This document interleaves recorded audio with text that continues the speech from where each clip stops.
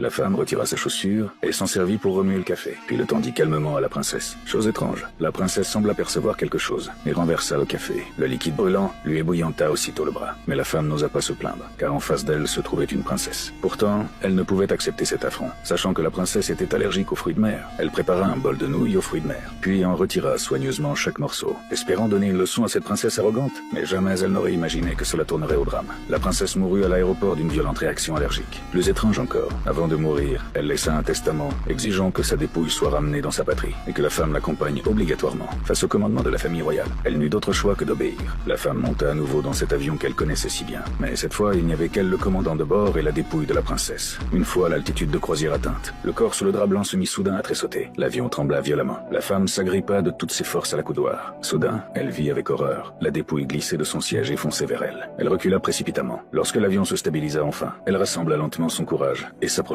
Mais au moment où elle effleura le corps, celui-ci eut soudain un soubresaut. Terrifiée, elle appela le commandant en urgence. Mais le commandant pensa qu'elle se faisait des idées. Après quelques mots de réconfort, il la laissa se débrouiller seule. Elle n'eut d'autre choix que de traîner la lourde dépouille jusqu'au siège et de l'y attacher solidement. Puis elle regagna sa propre place. Mais à cet instant précis, un son étrange lui parvint aux oreilles. Elle leva les yeux et découvrit que la dépouille de la princesse reposait dans ses bras.